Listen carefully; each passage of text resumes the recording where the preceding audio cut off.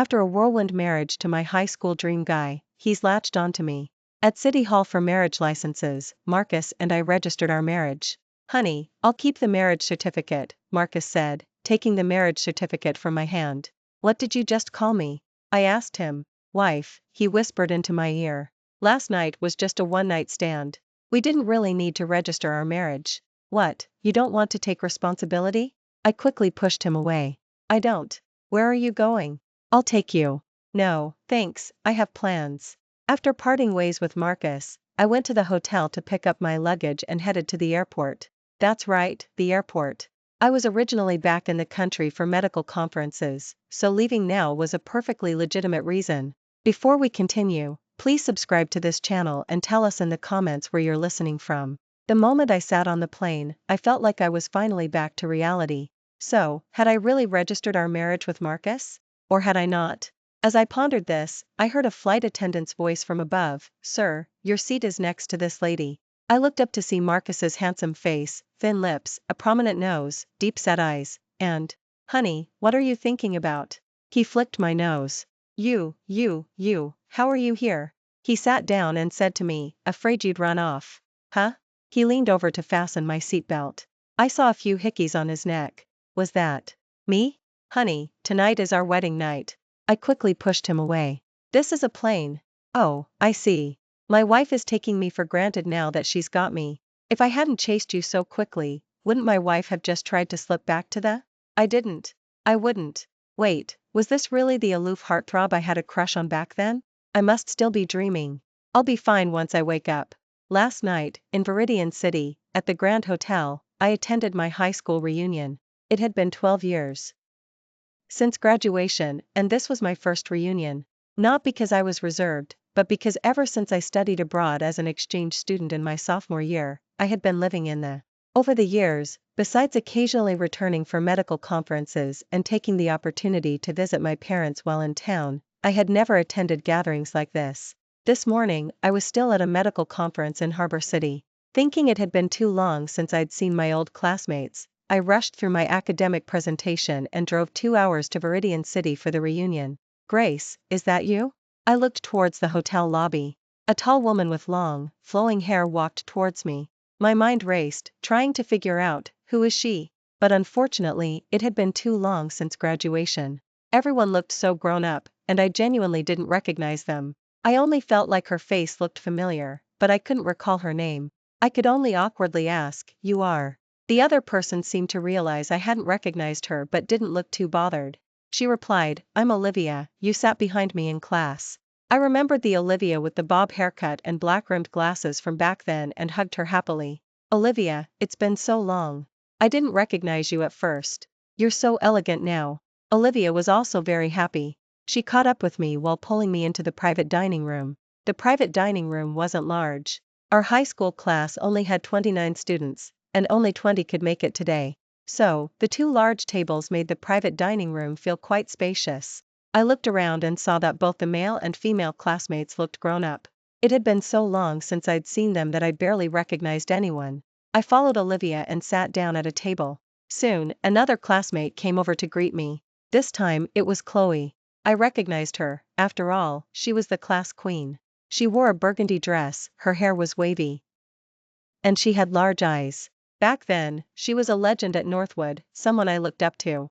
Chloe said, Grace, I haven't seen you in years. In that business suit, if this weren't a high school reunion, I wouldn't have recognized you. Where are you working now? I replied, oh, I'm still pursuing my PhD. Noah interjected, Grace, you're amazing. A PhD. You're probably the only one in our class who pursued a doctorate. The rest of us are just undergraduates. I said, medical studies are different. Pursuing a PhD. Before I could finish, someone exclaimed, Marcus is here, everyone, look. I followed the sound. He's here? Marcus immediately became the center of attention as soon as he walked in. I watched as my classmates flocked around him, and I shook my head. 3 years of high school, 7 years since graduation, 10 years, and he was still a radiant presence to me. I pulled my gaze away and continued chatting with the classmates around me. Suddenly, a voice above me asked, May I sit here? I looked up to see Marcus's refined face and thin lips. I was dazed. He asked again, May I sit here? I snapped out of it. Yes, of course, you can sit. He pulled out the chair and sat next to me. Chloe said to me, Grace, I haven't seen Marcus in ages. Can you switch seats with me? I want to chat with him for a bit. Just as I was about to get up, Marcus pressed his hand on my shoulder and said, I haven't seen Grace in a long time either. I looked at Marcus and said, we're not really close, are we? Marcus replied, we will be, once we chat. Huh? You can do that? Chloe pouted and walked away. Olivia leaned closer to my ear and whispered, Chloe always wanted to chase the school heartthrob Marcus. Looks like you're the sacrificial lamb today. Marcus said, what are you talking about? Speak up. Include me. I thought to myself, is this really the ascetic school heartthrob from high school? Why do I feel like he's a little teasing today? I quickly shook my head, thinking, impossible. I must be too tired today and can't distinguish between reality and dreams. Marcus asked, why are you shaking your head? Noah announced, classmates, we're all here today, celebrating our friendship. Let's raise our glasses to celebrate our 12th graduation anniversary. After that, classmates began proposing toasts and exchanging pleasantries. Most people talked about how much money they'd made, their investments, their career successes, who got married and then divorced, who settled down where, and so on.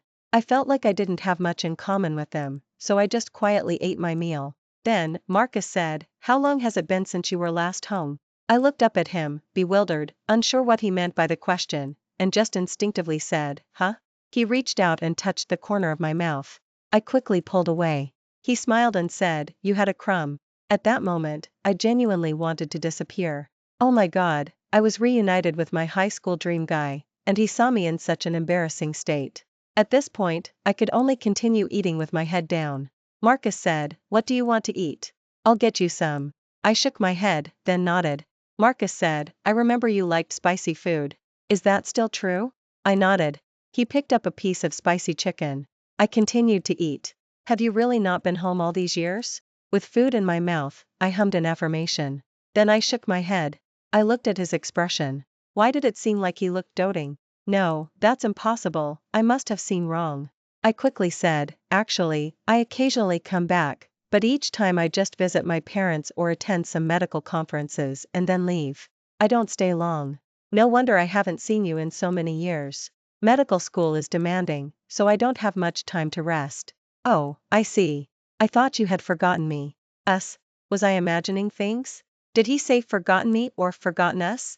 At that moment, a few more classmates arrived and started proposing toasts to me. After a few drinks, I started to feel a bit dizzy. Olivia, who was next to me, asked, Grace, are you okay? Do you want me to take you back? I struggled to stay upright and said, I'm fine. I booked a room in the hotel upstairs for tonight. My plane back to the is tomorrow afternoon, so it's fine if I drink a little too much. Olivia said, okay, I'll walk you up then. Suddenly, I felt myself being pulled into an embrace. Marcus said, no need. I'm leaving anyway. I'll take her up. Olivia started to say, but hazily, I felt someone scoop me up in his arms and carry me out of the private dining room. In my dream, I once again dreamed of Marcus. Medical school was grueling, and I hadn't had a boyfriend, so I would occasionally imagine him as my dream boyfriend and meet him in my dreams. Only, today's dream felt uncannily real. In the dream, I hugged Marcus and cooed, Marcus, hug me, please, hug me, please. Marcus smiled and said, okay, hug. I continued to flirt, a kiss, please, won't you? Marcus gently turned my head and asked, are you sure? I nodded, sure. It would be even better if we could get intimate today. Marcus, Grace, do you love me? I pinched Marcus's cheek and said, I love you. Marcus, Grace, you said you wanted to get intimate. Before I could react, Marcus kissed me, silencing my words. Oh my God. The heavens must have pitied me. Such a real dream. I must have really enjoyed myself. In the morning, I woke up aching all over. Oh my God. Had I worked myself to the bone last night? I felt like I was falling apart. Awake? I jumped in shock. That voice? Why was it above my head? I looked up and saw Marcus lying next to me, stark naked.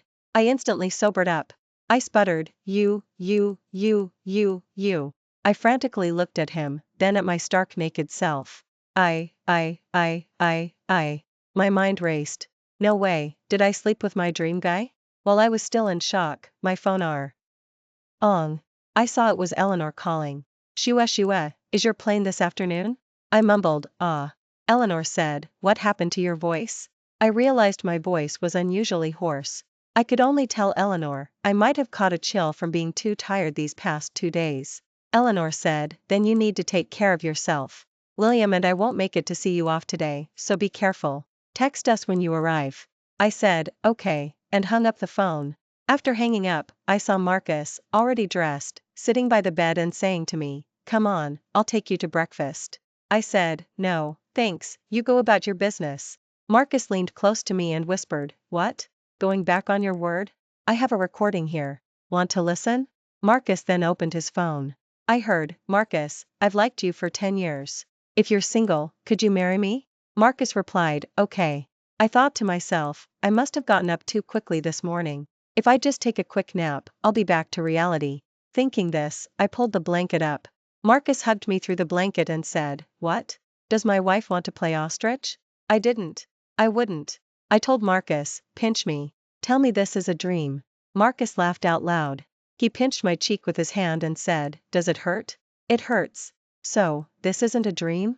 Marcus said, of course it's not a dream. As he spoke, he unbuttoned his shirt buttons. I quickly blurted out, you, what are you doing? To show my wife the marks. Ah. I looked at the scratches on his back, then at my own fingernails, which weren't long.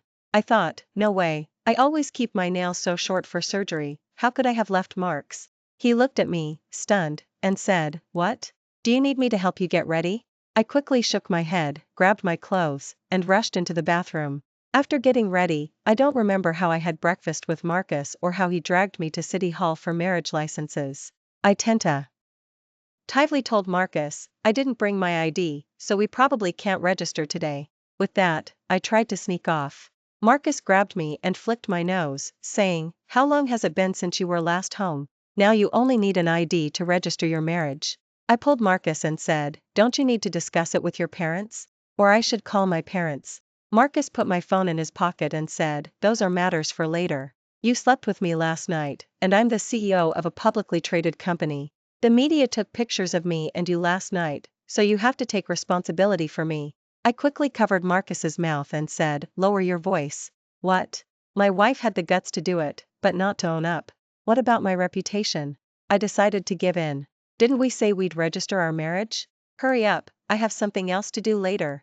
After getting off the plane, I planned to take a taxi back to my apartment. Marcus followed me. I asked him, which hotel did you book? I'll drop you off. He glanced at me and said, what, honey, are you already thinking about living separately as newlyweds? I paused and said, yesterday, I thought what happened between us was a misunderstanding. As for registering our marriage, maybe in a while, when I'm back in the country, we can get a divorce. Marcus looked at me and said, what? Mrs. Marcus, are you planning on leaving me high and dry? I quickly covered his mouth and said, I didn't. I wouldn't. Helpless, I had no choice but to take Marcus back to my apartment. Marcus said, you've been living here all 6 years you've been abroad? Not entirely. When I first arrived, I lived in a homestay, then student dorms. But later I found it more convenient to live alone. After all, sometimes working in the lab until the early hours is normal, and it wouldn't be good to disturb my roommate. He said, oh.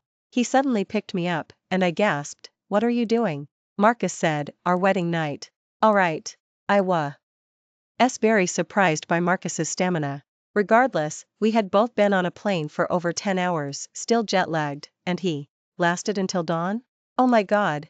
The next morning, I was groggily awakened by my alarm. I raised my hand to turn off my phone alarm, vaguely seeing something glinting on my left hand. Was I seeing things? This was a ring? Like it? Mrs. Marcus? Huh? My mind went blank. Marcus leaned over and kissed me until I could barely breathe. I frantically pushed him away. No, don't. Marcus gently said, yesterday, you didn't say that, honey. Oh my god. Oh my god. How could he say such tempting things with that face? He took my hand and quickly snapped a photo. I asked him, what are you doing? Making it official. I thought I misheard, but I hadn't, because half an hour later, my phone blew up with notifications. Olivia sent a voice message, girl, you're amazing. You came back for a day and snagged Marcus? At the reunion that day, I thought you were the sacrificial lamb, but turns out you're the winner. I quickly replied, it's not what you think. We just had a misunderstanding. Olivia, misunderstanding? So, you two aren't in that kind of relationship? Not exactly. We are? Wow.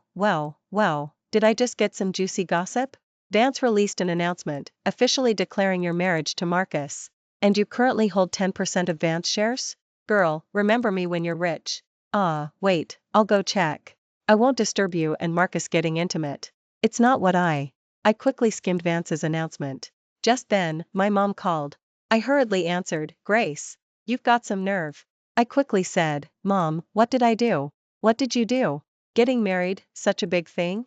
You didn't even discuss it with us, just decided it on your own. Mom, I didn't. I wouldn't.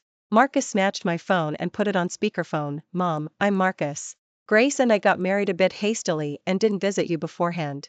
That's my fault. Shao, you. Young people don't know what marriage is.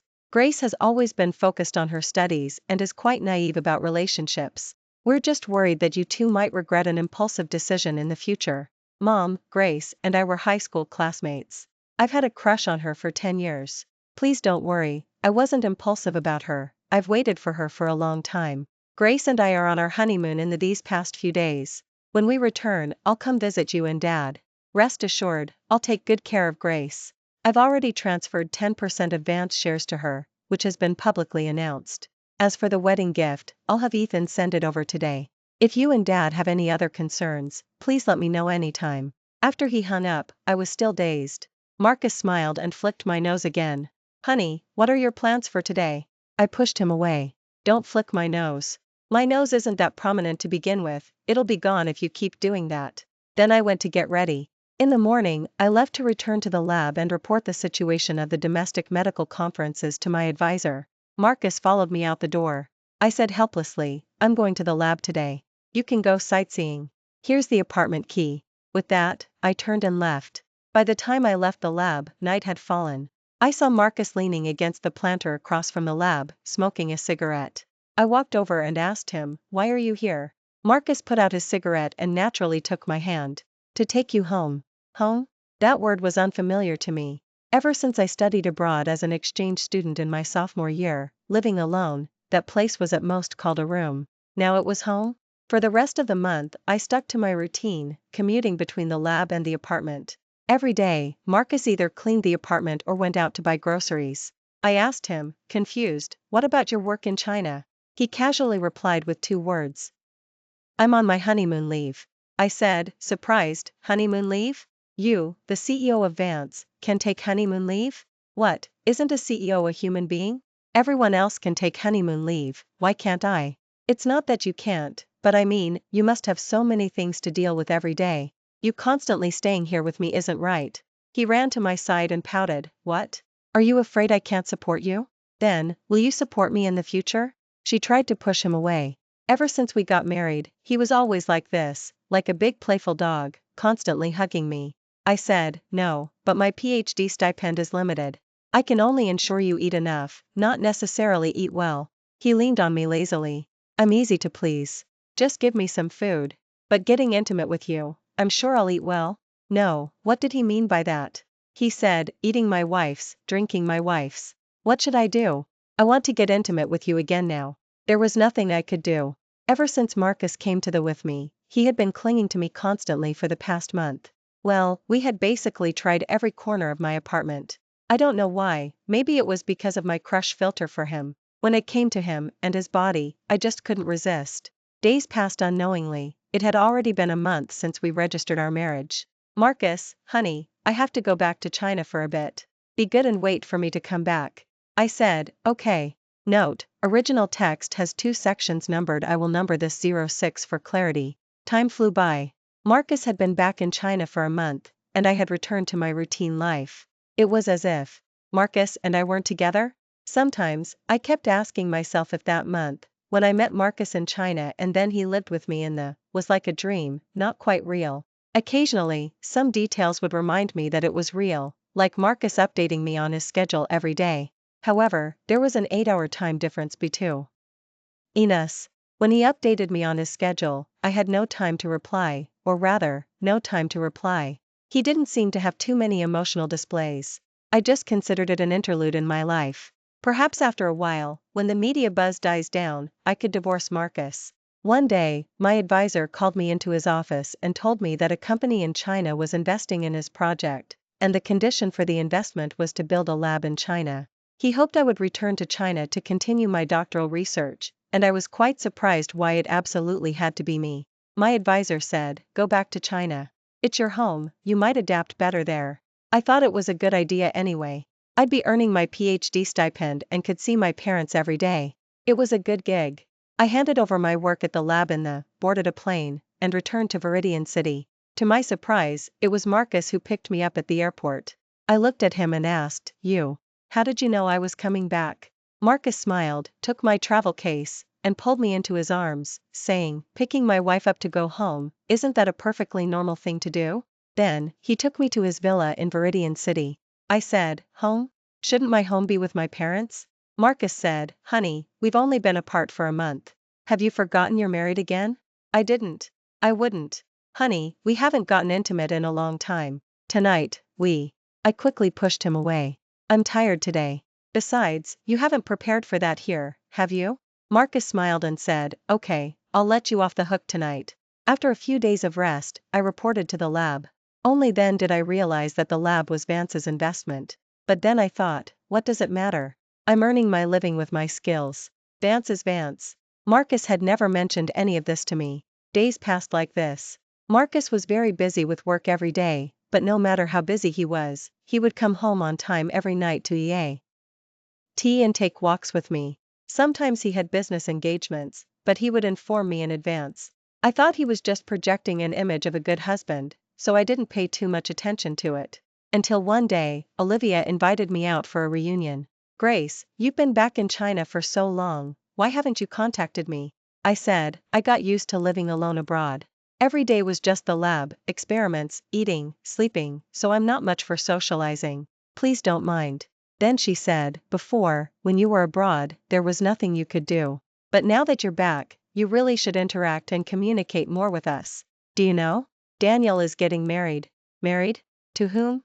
"I heard it's someone he met after he started working. We don't know her." On the day of Daniel's wedding, I received an invitation and attended the wedding with Olivia. Marcus couldn't come because he was on a business trip. At the wedding, I met Chloe again. Chloe said, "Can we chat for a bit?" I said, "Okay." Chloe said, "I'm so envious that you married Marcus. It's not what you think." Chloe said, "Didn't he tell you? He actually had a crush on you for 10 years. I chased him for 10 years, but unexpectedly, he still chose you in the end." "What did you say? How is that possible?" "In high school, I initially sat next to him, but then he asked the teacher to have you sit next to him instead. I confessed my feelings to him then, and he told me he liked you and asked me not to pester him anymore." "Ah. Congratulations." After saying that, I stared at Chloe's retreating back, lost in thought. So he liked me all along. After learning that Marcus liked me, I decided to give him a gift. That day, both families were discussing wedding details. Marcus and I had been registered for over half a year but hadn't had a wedding. I didn't really care, a wedding was just a formality. The important thing was that I knew he loved me. Marcus, however, seemed to have very high standards for it. From the choice of wedding planner to every detail of the ceremony and the music choices, he attended to every detail and proposed his own ideas. I felt like an outsider. At this point, Eleanor couldn't help but comment, Shua, how can you be like this? You're letting Marcus handle everything. This is your wedding, and you're not invested at all." Marcus looked at me dotingly and said, Shua is the star of the wedding. She just needs to show up. I'll handle all these minor details." On the wedding day, the venue was decorated exceptionally warmly. It was filled with my favorite fragrant lilies, their delicate fragrance and soft hues filling my heart with a sweet warmth. I suddenly realized that a wedding really wasn't just a formality. It was his pledge of his love to me. It was his way of declaring to the world that I was his partner for life. Thinking this, I decided I would give him a perfect gift tonight. That evening, Marcus returned to the bedroom. I had wrapped myself like a cocoon, lying in bed. Marcus laughed. "What, honey? Now that we've had the wedding, are you still shy?" I said, "Tonight, I want to give you a gift." Marcus looked around the room. "Where's my gift?" I said, "You need to unwrap it yourself." Marcus understood instantly. He gently peeled back the blanket from me. The moment he saw me, he said, barely able to hold back, why are you wearing that tonight? Yes, I was wearing the lingerie Olivia had given me. So, are you going to unwrap this gift? Yes. He leaned over and softly said, honey, I love this gift so much. Shall we start a family? Yes. Grace's secret Marcus was my high school dream guy and also my desk mate. Many girls had crushes on him back then, and I was no exception. But often took advantage of being my desk mate and would tease me. For example, he would often hide my textbooks, making me search everywhere for them during class. Then, when the teacher noticed I wasn't paying attention, he would pull out the textbook, causing me to embarrass myself in front of everyone. He would also cut my eraser into weird shapes, leaving me with no eraser to use. In short, he was annoying, but unfortunately, I was attracted to looks. Every time I looked at his face, even though he was annoying, I still liked his cocky charm. But after high school, he studied abroad, and I went to medical school, and we slowly lost touch. Medical school was grueling, and I had no time for a relationship, so I often fantasized about Marcus appearing in my dreams. So much so that for over a year after marrying Marcus, I kept feeling like I was in a dream. Marcus's prospective high school, I tried every way to tease her. Rainy days, snowy days, I would even make her angry enough to cry. But why didn't she understand my feelings for her? I thought, after high school graduation, we would have turned 18. Then I would confess my feelings to her. On the day of high school graduation, grandfather passed away, and my father took me abroad to attend grandfather's funeral. Later, my father wanted me to stay abroad and study business. I didn't get the chance to confess my feelings to Grace before my father sent me abroad. I heard she went to Harbour Medical School. During the summer of my freshman year, I finally convinced my father to let me return to China to find Grace. I found her school, only to learn she had studied abroad. But no one knew which country she went to, or which school. For the next few years of college, I kept trying to track her down. It seemed she had lost contact with all her high school classmates. After college graduation, I followed my father's arrangements and returned to China to inherit the family business. I became my company's spokesperson, hoping I could be in a position where she could see me. But 3 years had passed since college graduation. Why did I still have no news of her? By chance, I invested in a biomedical project abroad. I saw that Grace W. as the project lead. So, I had my assistant organize a medical conference and requested that Grace give a presentation. Then, I contacted Daniel, our high school class president, hoping he could organize a high school reunion. I would cover the cost of the reunion. I had only one request: I wanted him to invite Grace. At the reunion that day, Grace was so adorable when she was drunk. She even confessed her feelings to me while drunk. I couldn't control myself when I knew the person I liked me back. That night, we made our relationship official. The next day, I clung to her and we registered our marriage. After living abroad for a month, my father scolded me for a month. He said I, a CEO who should be running his company, had run off abroad to chase after my wife. I told him, what's the point of the company if I don't have my wife? Epilogue, note, original text has an 11, which means an additional or bonus chapter after the main story. Epilogue fits the context. After getting married, I was busy with the lab and home, commuting between the two places. Marcus's work was also exceptionally busy, but whenever we had time off, we basically spent every moment together. My doctoral thesis was soon published, and my advisor was very happy. I returned to attend my graduation ceremony. My advisor wanted to ask me to stay at the lab but I told him, no, my husband is waiting for me to come home. My advisor smiled and said, anyway, my husband's lab and mine are always collaborating, and will continue to do so. You'll just continue research on my project in a different capacity. I said, okay. The new drug developed in the domestic lab achieved breakthrough progress, and Vance officially announced me as the head of the domestic lab. One day, I suddenly fainted in the lab. My body had always been in good health, fainting had never happened before. I was rushed to the hospital, and Marcus quickly arrived. I heard Marcus anxiously ask the doctor, Doctor, what happened to my wife? The doctor said, Mr. Marcus, don't worry too much. Mrs. Marcus is pregnant. What? I'm going to be a father?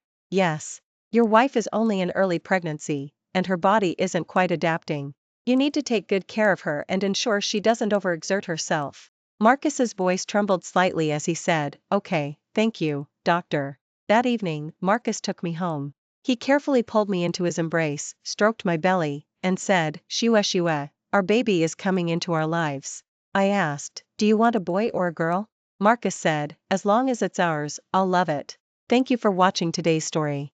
If you enjoyed this video, please like it and share it with your friends. We look forward to hearing your thoughts in the comment section, and feel free to share your opinions. Don't forget to subscribe to our channel for more exciting stories. See you next time.